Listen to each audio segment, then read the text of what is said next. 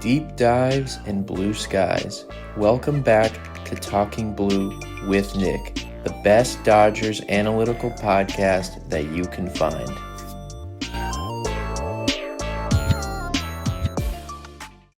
Ladies and gentlemen, welcome back to Talking Blue, the best Dodgers analytical podcast that you can find. I am your host, Nick, and today you are listening to episode 79 of Talking Blue, and it is an exciting one because today we are talking about the, not breaking news anymore, but the biggest news of the last couple days. The Dodgers have signed all-star outfielder Kyle Tucker. Yes, Kyle Tucker, the former Astro, former Cub, the biggest free agent on the market this year, the best player that was available, goes to the reigning back-to-back champs, your Los Angeles Dodgers. Wow.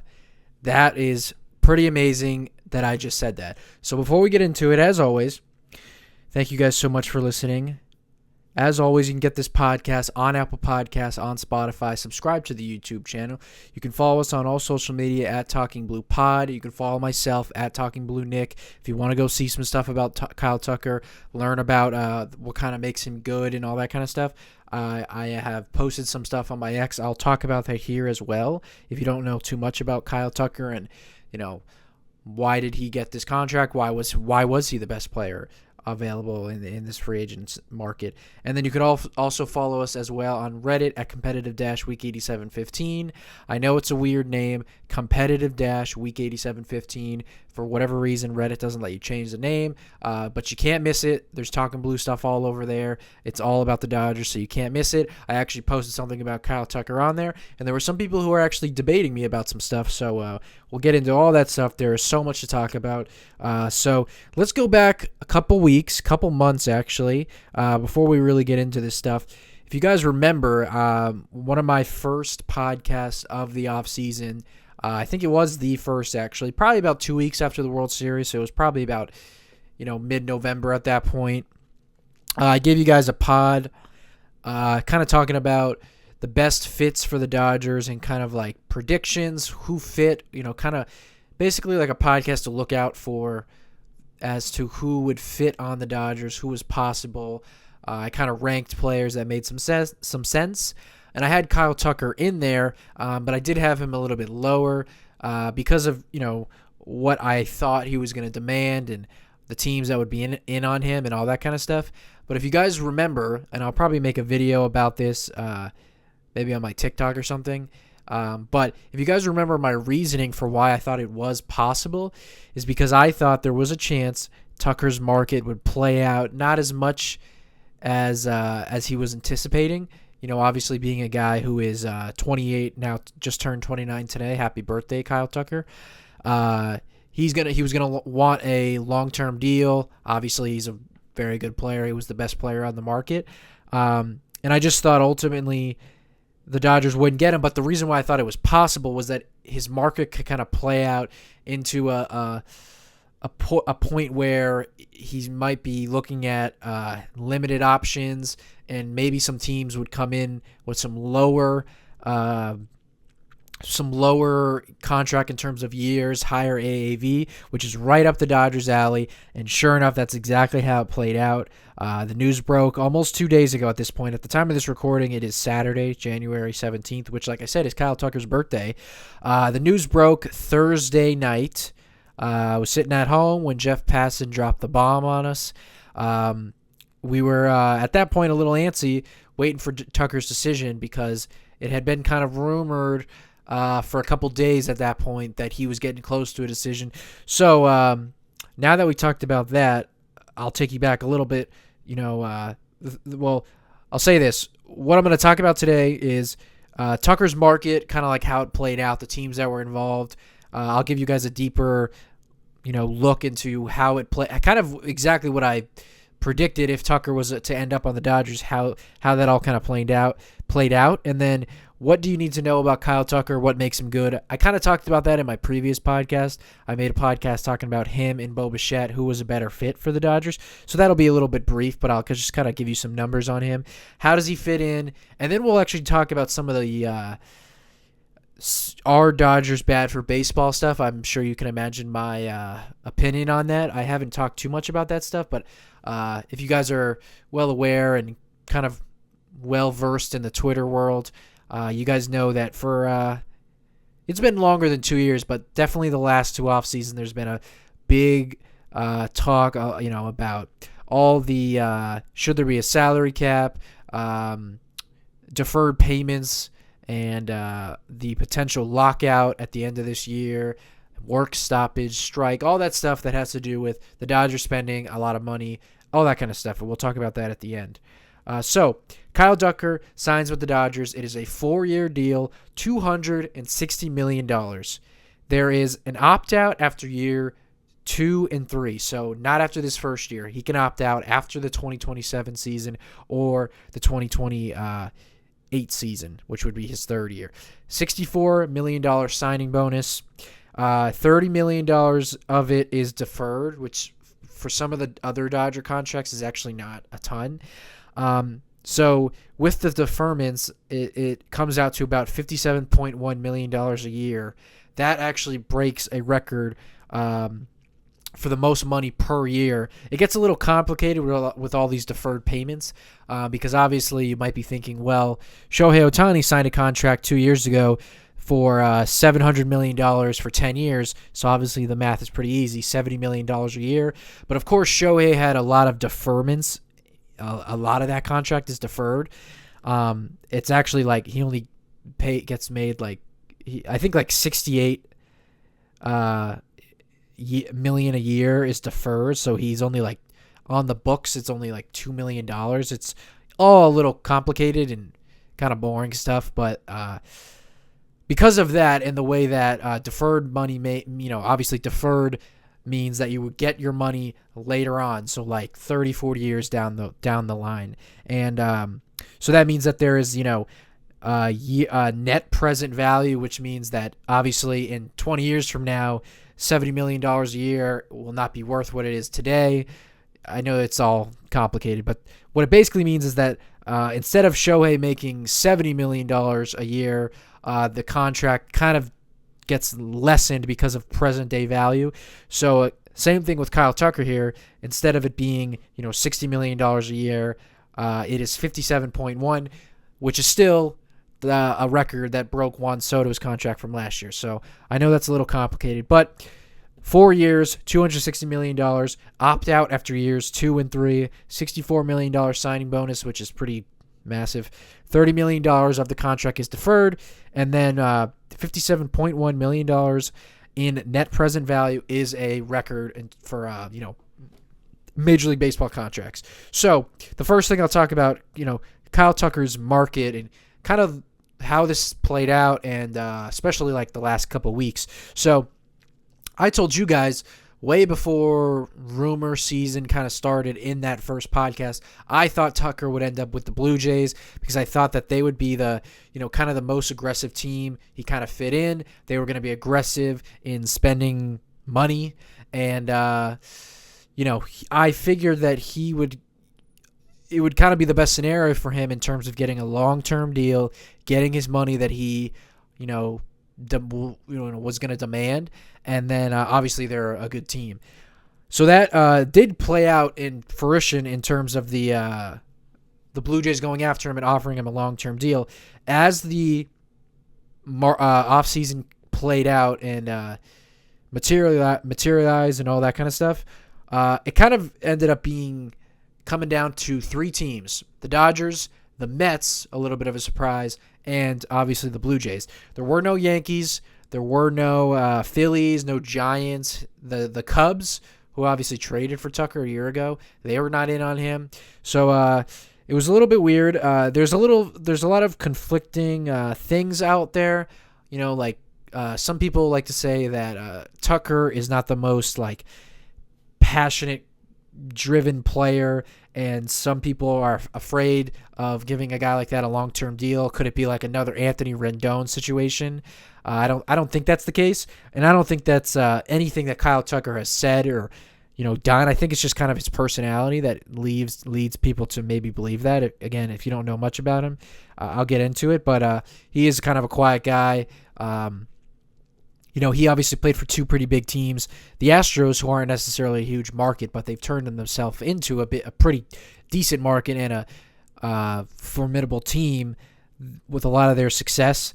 And Tucker was one of their better players, but obviously when you think of the Houston Astros, you think of Jose Altuve, Alex Bregman, Carlos Correa, Verlander even in those days.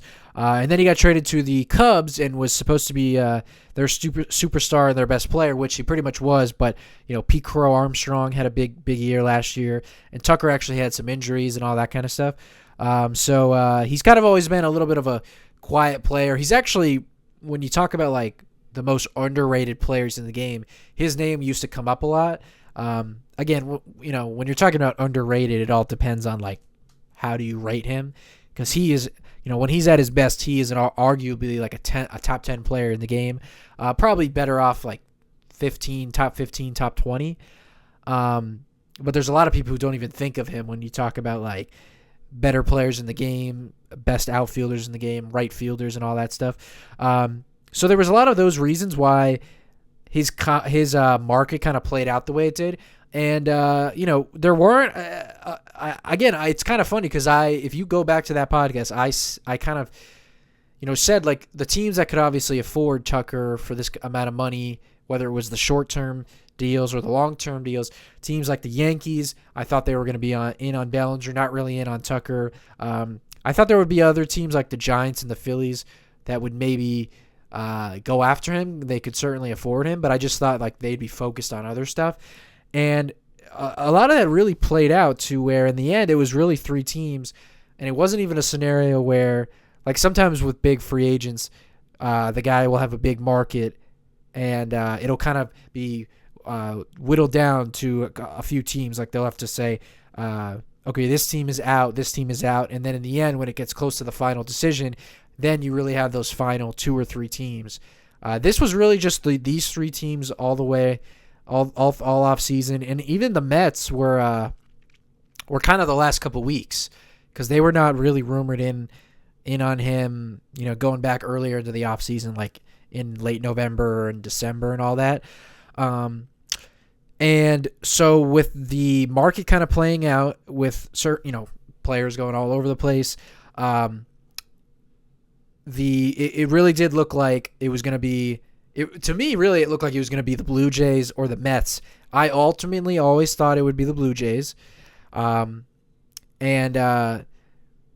So, again, if you weren't aware, the last, 2 weeks, the Mets, talk started to come out that they were interested. And then I believe it was earlier this week that it was leaked or dropped, or the news came out that they had a short-term offer on the table. They didn't know how many years, but it was 3 or 4 years for $50 million a year, which is obviously massive. And the Mets are very much like the Dodgers with their front office, David Stearns. They're not really trying to go long-term deals. It seems like there are not many teams these days that are really trying to give a player a long-term contract just because of what that could potentially mean down the line. So that was how it started. That's how it started to play out. And then earlier this week is when the conversation started to build that it was looking like he was going to sign this week. The Mets were really pushing for him. Obviously, the Blue Jays were hanging around. It wasn't really, known at the time what their offer was, but it was definitely known that it was a long-term deal. Now we have the info that the Mets had an offer on the table for 4 years, $220 million. So obviously the Dodgers offered, in the end, $40 million more in the total contract.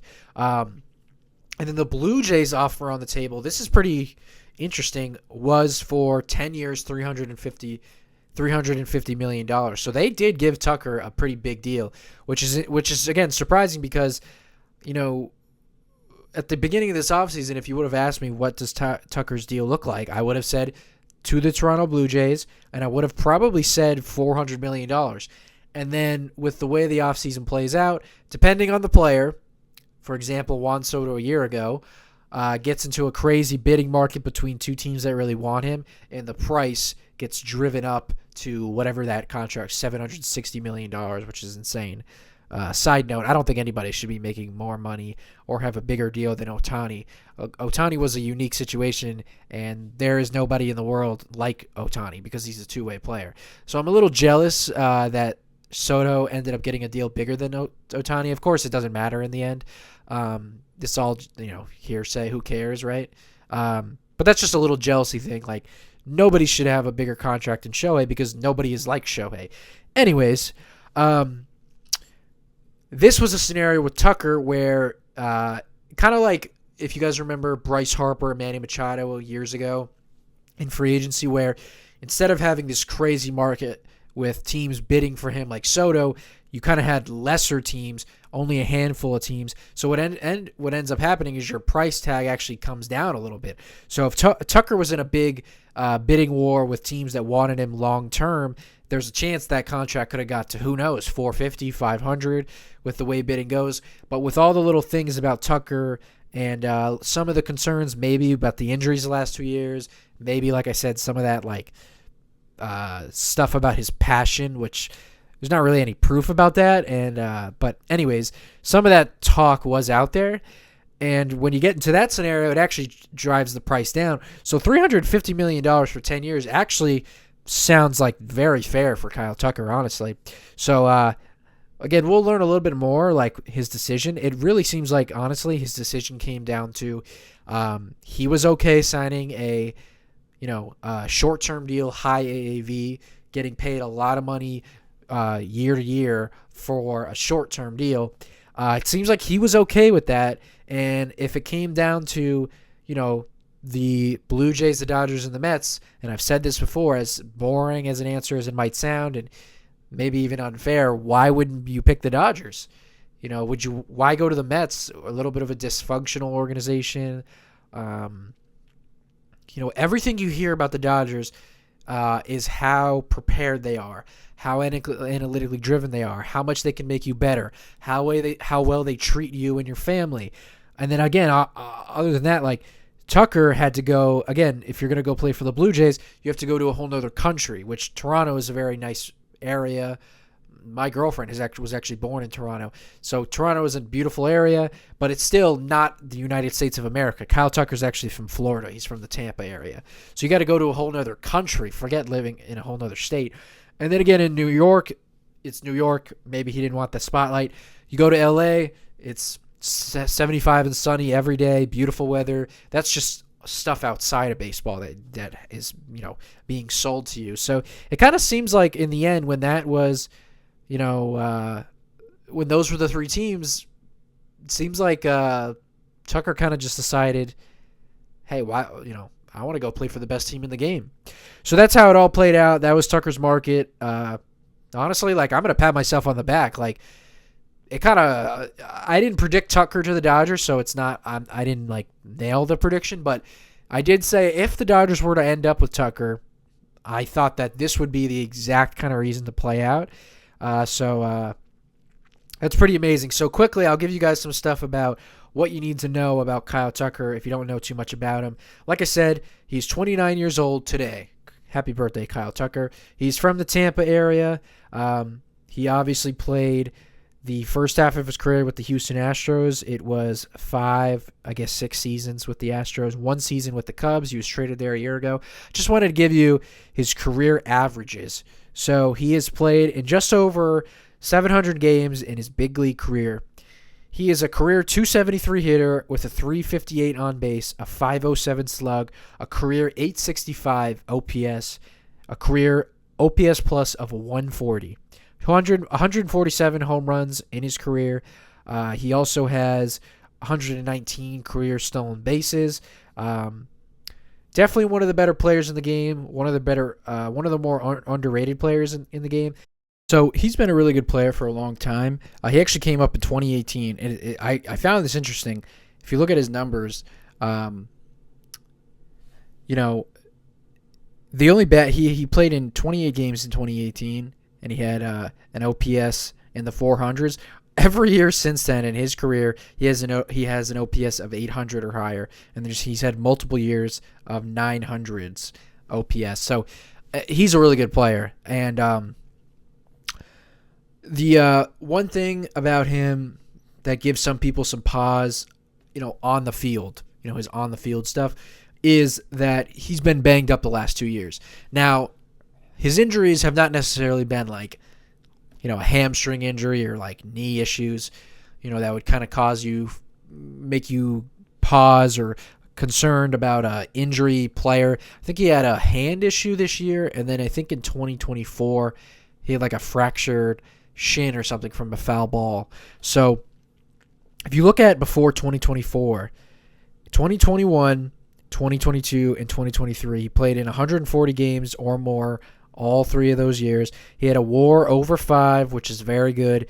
He hit 30 home runs, 29 home runs, and in those same years, he stole 14 bases, 25 bases, 30 bases. So he is a guy that when he's at his best, he is damn near 30-30. He has an OPS on-base percentage in the mid to high 300s. So if you take a look at his Baseball Savant page, again, he hits the ball very hard. Again, another classic Dodger that he does not chase. He's in the 90th percentile in chase percentage, so one of the better disciplined hitters in the game. Walks a ton, as well as not striking out. That is something not too common with the Dodgers. The Dodgers are not afraid to have guys who walk a lot but do strike out, like Max Muncy. Actually, Shohei Ohtani does swing and miss a lot if you look at his numbers. They don't have a...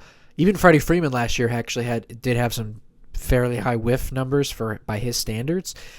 They're not afraid to have stuff like that. When you have a guy like Tucker who gets on base, doesn't chase, so he doesn't swing at pitches out of the zone, and he makes contact and hits the ball hard, that's why you're a superstar. That's when you are an incredible player, when you can do all those kind of things. So that's everything you need to know pretty much about Kyle Tucker. He's a big dude, 6'4", 212 pounds. He's had back and forth numbers with his defense. He's had years where he's been a pretty elite defensive right fielder. It didn't play out last year that way. He wasn't a good defender. But like I said, he did have some injuries, which I would have to imagine kind of hampered him. He did have a pretty good arm. He had an arm value in the 82nd percentile, which means that he has a pretty strong arm and it's pretty accurate. But he's had other years like 2020, 95th percentile in outs above average, 2021, 83rd percentile, 2022, he was in the 87th percentile. And then 2023 is kind of where that like drop off happened. So, honestly, another win is that, and this is where I'll start to get into how does he fit in. I've said this to you guys all off season. One of the biggest needs for the Dodgers and biggest just musts is getting Teoscar out of right field. Teoscar Hernandez, that is. And with this move, if you take a look at the depth chart, and, there's kind of no doubt about it, Tucker will play right field, Teoscar will play left field, and I really love that. Tucker really fit the Dodgers for a lot of reasons, no more than that, in my opinion. There were a lot of interesting pieces out there for the Dodgers to acquire, because their biggest need for the lineup was an outfielder. They don't need any infielders, really. Again, of course, I've talked about it before. They could have acquired a second baseman, have Tommy Edman played center. But the easiest move was for them to go get an outfielder. And a lot of the guys that were kind of out there via trade are a lot of left fielder types, like Steven Kwan is an interesting guy. Jarren Duran of the Red Sox. There were a couple other guys, and if you acquire those guys, now Duran maybe could have been a guy that plays center, and maybe Paz slides over to right. But there's a chance he also plays left field, which would just keep Teoscar in right, and I just don't want that. Now, when you get Tucker in right, Teoscar goes over to left. Now, obviously, Teoscar was a horrible right fielder. He's going to be a horrible left fielder, so doesn't make that much of a difference. But there is something to say that your worst defensive outfielder should be in left field. It's just kind of how the game's always been played. In right field, it's a farther throw. Usually, it's just your better athlete is in right field, better arm. If you just look at guys like over the last few years, like guys who played left field who are kind of like DH types, like Marcell Ozuna is a guy who's a DH for the Braves. He's a free agent now, but he's basically been a DH the last 5 years or so. When he did play the outfield, before he was a Marlin, when he was with the Cardinals and sometimes with the Braves, he played left field. Jorge Soler is another guy who's like a DH, but when he played the field, he played a lot of left field. That's just kind of how it usually plays out. Guys like that, it's easier to hide them in left field. So that's the same with Teoscar, and it's just when you have a guy like that who's that bad, but you have him in right field, there's a reason why he was like literally the worst defensive outfielder in the game last year, and it really stood out more in right field. Where I think in left field it won't stand out as much. Again, I'm just going out to be not on a limb, but I'm just being forefront and being honest. He's going to be a horrible left fielder, just like he was a horrible right fielder, and just like he was a bad left fielder the year before that when he played left field. But it's better off, obviously, to have him play left field. So, if you look at the Dodgers depth chart, Tucker, they actually have Tucker on Fangraphs slotted in the 4-hole. So it goes Shohei leading off, Mookie hitting second, Freddie Freeman hitting third, Tucker in the cleanup spot, Will Smith fifth, Max Muncy sixth, Teoscar seventh, Tommy Edman eighth, and Andy Pages is hitting ninth. Obviously, an insanely deep lineup makes them the best lineup in the game if they weren't already. Definitely lengthens the lineup because we kind of know last year there were some guys who definitely struggled, like Mookie, like Teoscar. Tommy Edman didn't really have that great of a year outside of April. And the lineup could definitely have gotten cold at times and kind of got short quick. And I think actually there's a chance that the lineup is a little bit different than Fangraphs has it. I think that there's a chance it goes Shohei leading off, Mookie hitting second, Freddie hitting third, and then Will hitting fourth, Tucker hitting fifth, then Teoscar hitting sixth, Muncy hitting seventh, Pages hitting eighth, Edman hitting ninth. From that perspective, if you're facing a right-handed hitter, you get lefty-righty, lefty-righty, lefty-righty. A lot of teams like to do stuff like that. I personally like balance like that. It kind of helps create, like, there's not really many lanes that you can go to. And it's kind of funny because if you were to look at the numbers, Shohei's obviously their best hitter. Tucker, at this stage of his career, might actually be a better hitter than Freddie Freeman. But I think that there's a chance Freddie Freeman starts out the year hitting third. I actually wouldn't be surprised, though, as the year plays out. We'll get into this, spring training and, when the season starts. I wouldn't be shocked if by the end of the year, like, Tucker is hitting third or second. Freddie Freeman and Mookie are hitting a little bit lower. If you actually were to rank the Dodgers' best hitters, now, again, it gets a little funky because Will Smith is a catcher, so he doesn't play as much, but it actually would be Shohei, Tucker, and then Will Smith. Like, there's actually a world where the lineup should be like Shohei leading off, Will Smith hitting second, Kyle Tucker hitting third. But you kind of get into some weird stuff, like, are you going to really hit Mookie lower in the lineup to start the year?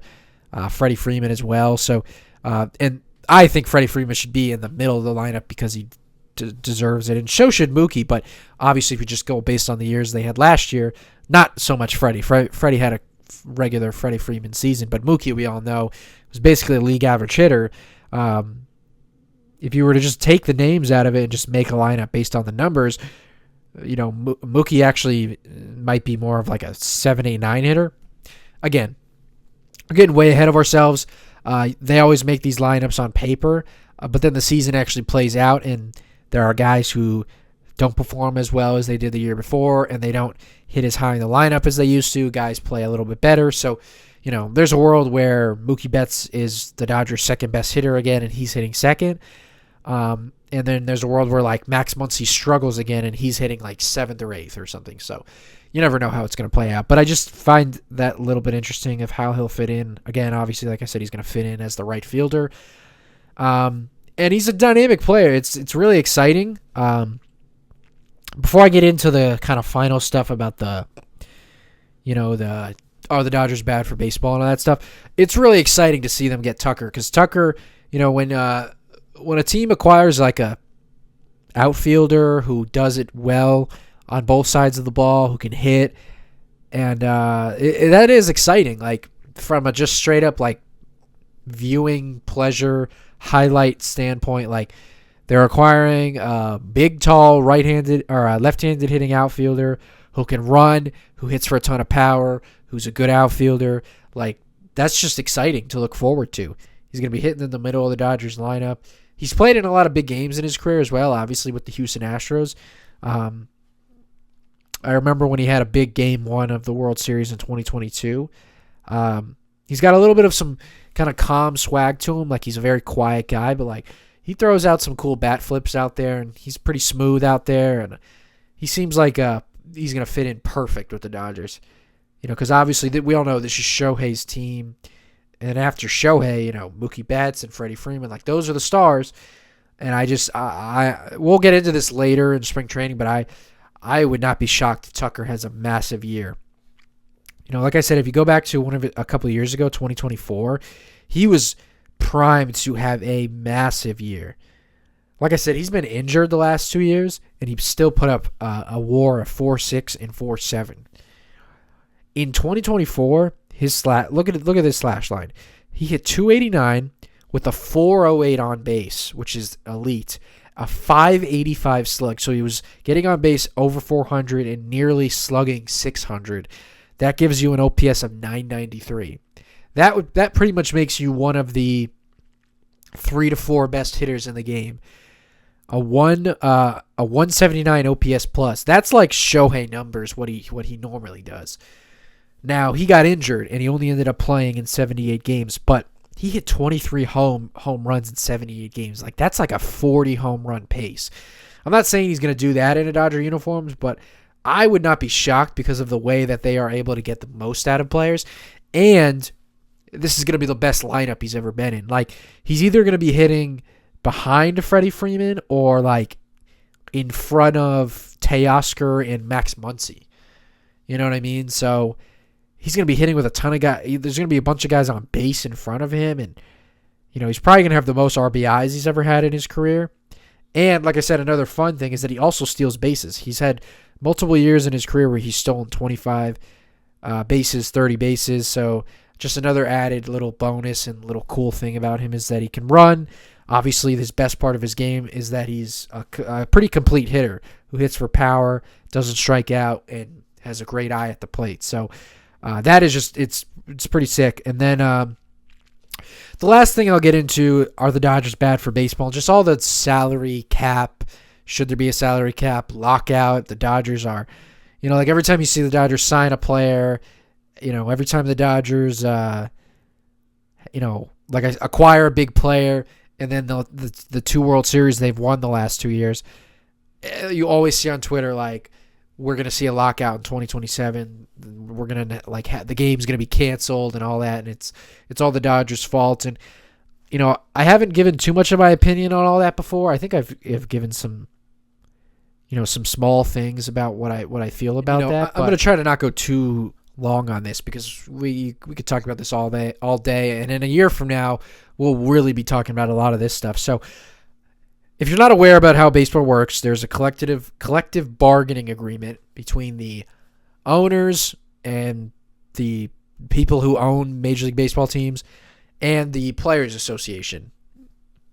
You bargain the rules, how much players are going to make, how much the owners are going to make, revenue sharing, all that kind of crap. It's all boring stuff. And this year is when the current CBA, collective bargaining agreement, is up on December 1st. The last time it happened was December of 2021. 2021. And then we had a lockout, a work stoppage, which wasn't a strike where we lost games, but basically what it means is that there's no free agency, and the only news you're going to hear in that offseason is have we made progress on getting this deal done? It's going to be dragged out. We didn't end up missing games in 2022. The season was slightly delayed, and we had a quick ramp up in spring training, but the season wasn't canceled, and there wasn't any, we didn't miss any games, played a full season and all that stuff. And I think ultimately the same thing is going to happen, but the Dodgers are, let me say this. We all know this. The Dodgers are a big market team. They have, they are one of the teams that make a lot of money, and they're in a big market, and they benefit from that, and they spend their money. this isn't new. The Dodgers have always spent money and have always been a big market team. But what I will say is that it has definitely changed the last couple of years. There's no doubt about that. Who kind of put it on the owners. Like, the owners are cheap. The owners don't, make any, they don't try to put a winning product out there and all that stuff. And then the other side is like, the Dodgers are ruining baseball. It's not fair. It's not a fair system. And I try to understand both sides, because I don't think the Dodgers are ruining baseball, and I don't think it's unfair. But I do try to understand that baseball is not a salary cap sport. So it's a real thing that there are teams that make more money and can do things that other teams can't do.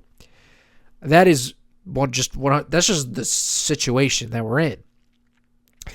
So I think it's a little bit of like both sides have a point. Now, again, the Dodgers are ruining baseball is like I think is unfair statement. Like, you're just blaming the Dodgers, or you want to blame them because they're a successful franchise. Like, I always think, like, should the Dodgers not spend money? Like, it's not their fault that they make a lot of money and that players want to come play. Like, should they not spend the money? I don't know. Like, the Pittsburgh Pirates, who are always like poor Pirates fans, they're always like the butt of this joke. Like, they're always the team that's brought up in this scenario when we talk about stuff like this. If the Pirates had money like the Dodgers, they would operate like the Dodgers. So, because a lot of times people like to get into like this moral, like, is it wrong? Is it unfair? Blah, blah, blah. It's just the current state of the game. Until something changes, until there's a salary cap, which I don't think will happen, it's not at least in this next CBA in a year.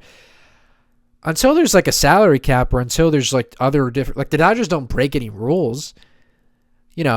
I know that there is the luxury tax threshold, which means if you go over the luxury tax for that season, you have to pay the tax. The Dodgers are like 100% over the tax, like 120% over the tax. So it's like every time they sign a free agent, it's like it costs even more money, but they can obviously afford it. And they're like $150 million over the tax, which is like higher than like half of Major League Baseball teams' actual payroll for 2026. So it is definitely crazy.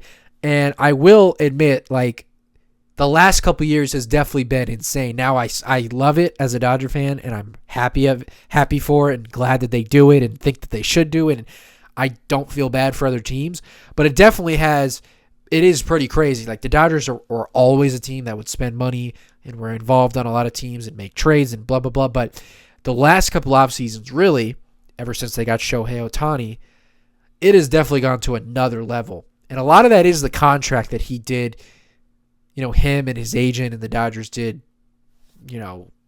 put together. $700 million, but a lot of it is deferred. So it's not $70 million on the payroll.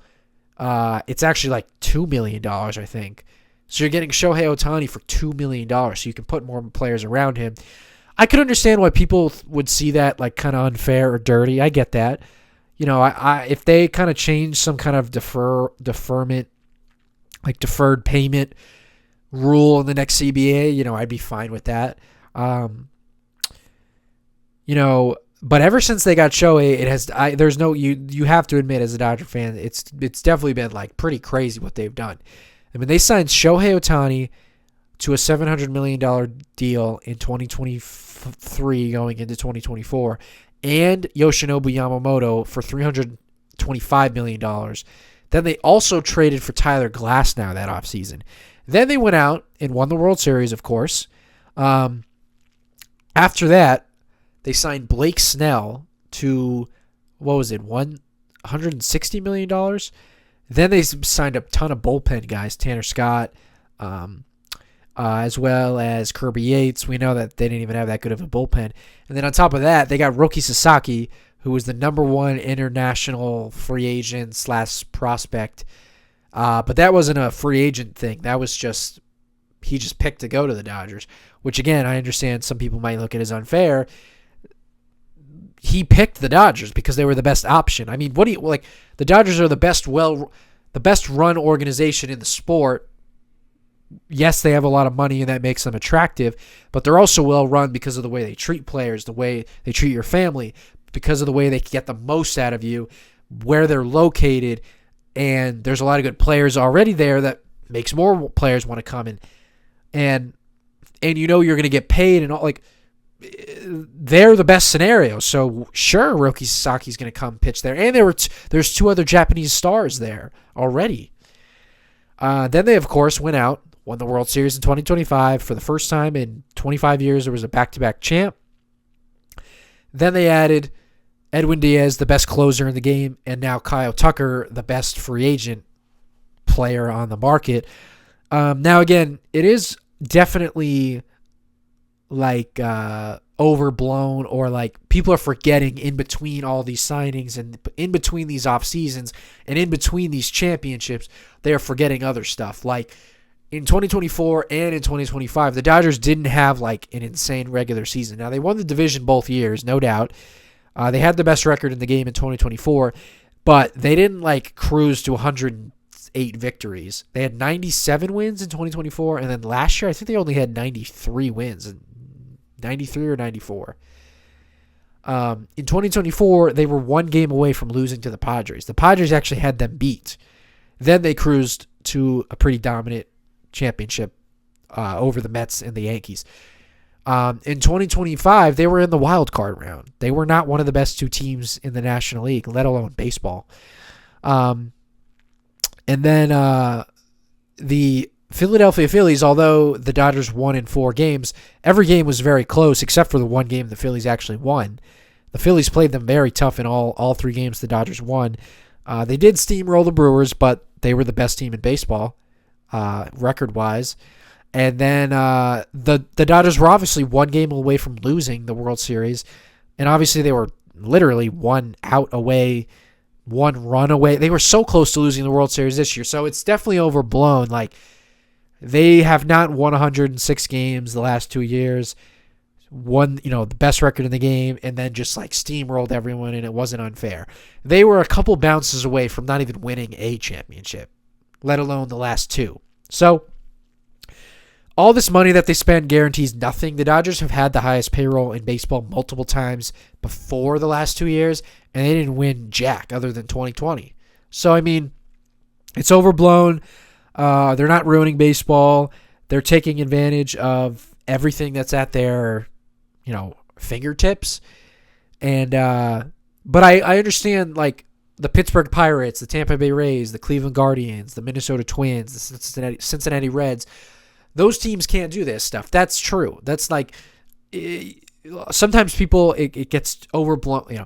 I always say, in this society we live in, everything is like black and white, and it's overblown in both directions. So it's like the Dodgers are ruining baseball, they're unfair, that's overblown. But then also saying like the owners are cheap and they can do this too, your organization can do this too, that's also not completely true. I mean, yes, organizations can definitely spend more money, and there are definitely a lot of teams who have owners who are not like the Dodgers, who are like trying to create a dynasty and win every year and put the team out there, put the best team out there every year. There are a lot of owners that look at it like an investment, and they're like, hey, it's just cool to own this team and blah, blah, blah. And if we win, that'd be great. But if we don't, it doesn't really make a difference.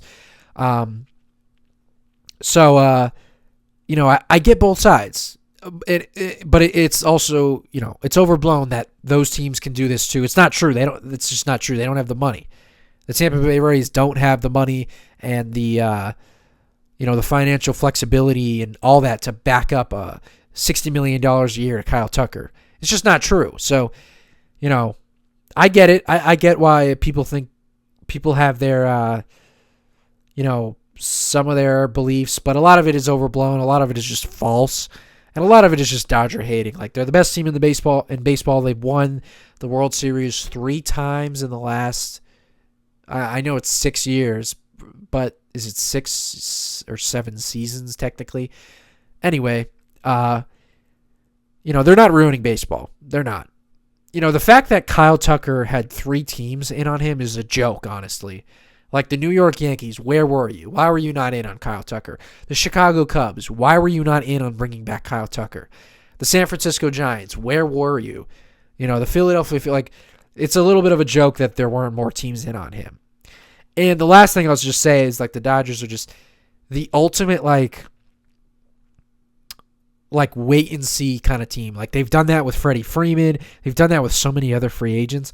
And it's just funny how, like, it was rumored all offseason that the Blue Jays were in on Tucker and it was going to be a long-term deal. And then the Mets, there was, like, so much smoke about the Mets. Like, the Mets just can't help themselves sometimes. Like, Steve Cohen, everybody saw that tweet he put out. And Steve Cohen is good for baseball and good for the Mets because of his want to win and his money that he's going to spend. But, like, he put out a tweet, something about he didn't say they were signing Kyle Tucker. He just put out a tweet. But anyways, there were all these leaks about the Mets that were feeling confident they were going to get him. And guess what? 0 leaks from the Dodgers. The only leak was that they were interested. Didn't know for how much. You could figure it was a short-term deal. Didn't know how much. Didn't know what they were, just didn't know anything. And when the Mets thought they had him, just when the Blue Jays all off season thought they had him, the Dodgers, the tweet comes out and it's the Dodgers. Because they always just wait in the wings. They don't need to announce anything. They don't need to leak anything. They're certainly not desperate. I mean, and then on top of all that, they still back up, with the money. They didn't like lowball Kyle Tucker like, hey, come play for us because we're the best team. They gave him more money than the Blue Jays and the Mets per year. So incredible stuff. Super excited for Kyle Tucker. Pretty crazy that it actually happened, but not completely surprised because this front office just continues to prove that they're not satisfied and they are not afraid to add multiple superstar players. So that's all I have for you guys. If you have any more thoughts for me, drop it in the comments below. What are you excited to see about Kyle Tucker? Do you think the Dodgers are going overboard with all these players? I think that's kind of a stupid take, but hey, everyone has their opinion. If that's your opinion, go ahead, feel free to drop it. But as always, you can get this podcast on Apple Podcasts, on Spotify. Subscribe to the YouTube channel. Follow us on all social media at Talking Blue Pod. You can follow myself at Talking Blue Nick on X, and then as well at competitive-week 8715 on Reddit. Thank you guys so much for listening. I hope you enjoyed. Kyle Tucker is a Dodger. That's pretty sweet. We'll see you guys in the next coming weeks. We'll see if any more acquisitions come the Dodgers' way before spring training. But yeah, we're getting close to February. Spring training's coming along. So that's it. Thank you guys so much for listening. I hope you enjoyed.